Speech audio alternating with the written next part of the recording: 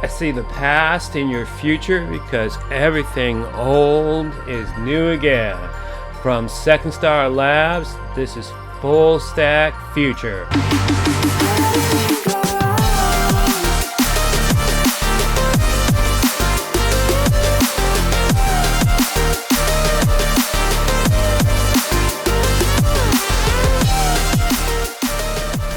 Just outside of San Francisco, I'm Carl Tanner, and it's Wednesday today, the 9th of February.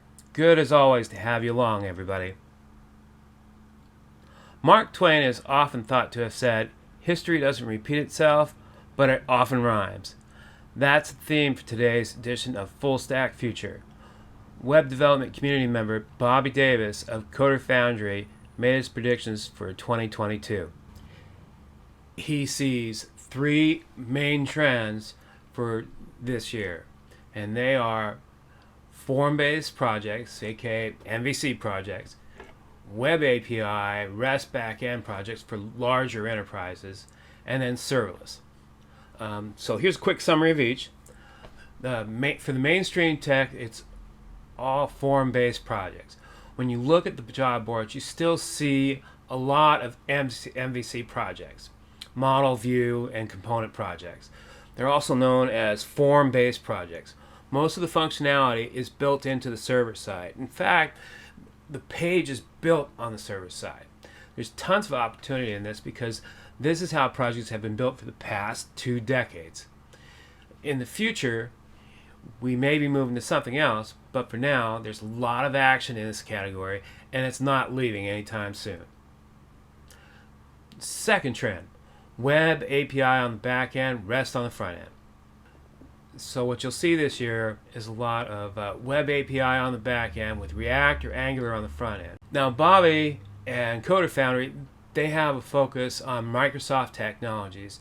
So what they see here is that while you can have a web API with the focus on the back end and having React or Angular run on the front end, he also sees Blazor WebAssembly in 22 being more and more of a popular JavaScript framework.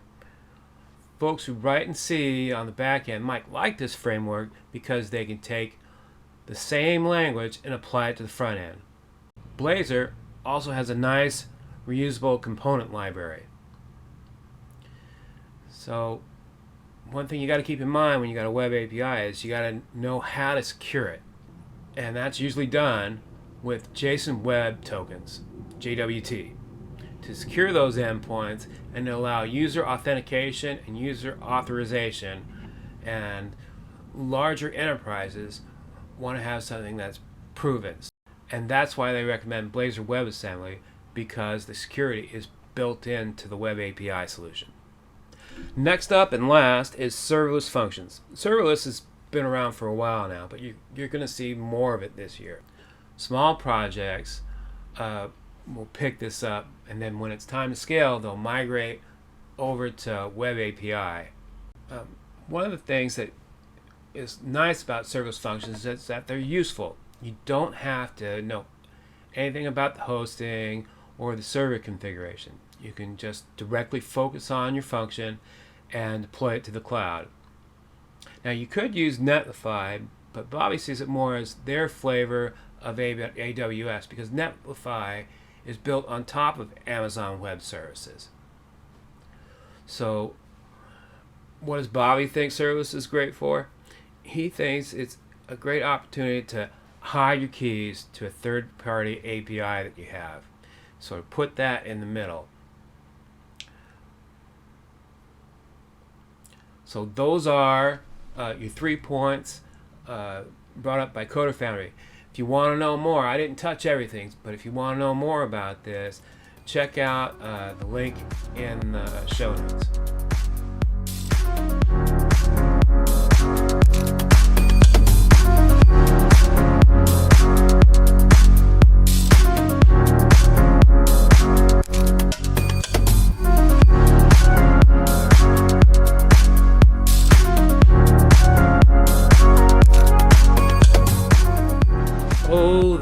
grow up so fast. Born at the 1996 Summer Olympics, the inflatable air dancer soon got a job at a car lot near you. And who can resist giving him so much attention? He's full of motion. Which brings us to our second story and prediction for 2022. There will be more motion in the browser. Or as Gary puts it. So I think the trend here overall is motion design and implementing animations based on user actions. And so we see that sort of thing being played out across locomotive scrolling, scroll-based animations, subtle parallax animations, animated SVGs, and also scaling photographs on scale. Now, before you say, well, anybody can say that, Gary has some experience to back him up. Plus, he provides 7 examples to show what he means. Check out the link in the comments below. With mobile first being advocated since Steve Jobs first presented the iPhone, this prediction doesn't seem like a call that's in tune with the times. If you look beyond conventional wisdom, though, he may be right. This may be the year. After all, as Jen Simmons pointed out way back in 2015 at an event apart, you're stuck in this rut. Or I know I am totally oversimplifying. Some of us are stuck in this rut. computers and phones continue to get better and more capable. Yet, if you take a critical eye to many of today's websites, you may notice that some similarities to older sites which don't maximize the use of current tech. Yeah, I know, that's only a desktop. I know that the other half of the online equation, at least in the US, mobile, could have bandwidth and hardware issues when that fancy site is called upon, which is why we must consider mobile first for performance. Like anything else, it's all about context. People use different devices for different activities. Overall, mobile is very surgical and utilitarian. But for bigger purchases, folks seem more comfortable with the bigger screen, with travel being the prime example. So what's a developer to do? First, consider your industry. Also, consider that you may have more than one user avatar, depending on the context of the moment. There's plenty of room to grow sales if you look at view count. After all, even though desktop views convert to sales twice as often, both desktop and mobile views conversions are still under 5% each. If you employed a small bit of consumer psychology, all humans are attracted to subtle motion, and bumped up the sales over views ratio by a point, that's a 20% improvement.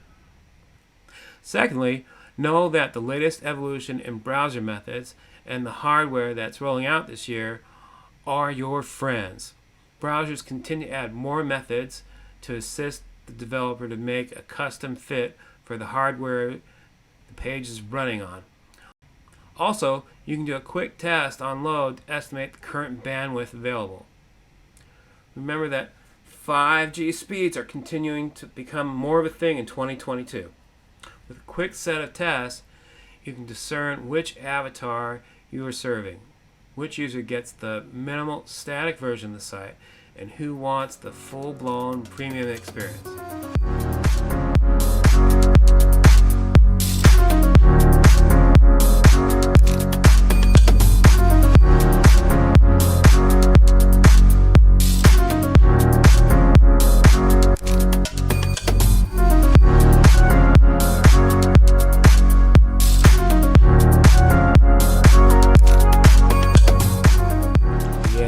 Nice to see when technologies start to gel together. One final note before we call it a day this Wednesday. This report caught my eye. Tech Republic released an article in January highlighting the current hiring demand for developers. While as of late, blockchain, virtual reality, and AI are getting all the headlines, the need to hire web developers outstrips every other category. Alright, it's time to go. This show wouldn't be possible without the talents of the community. Check out the credits in the show notes. I am Carl Tanner. Let's do this again Friday.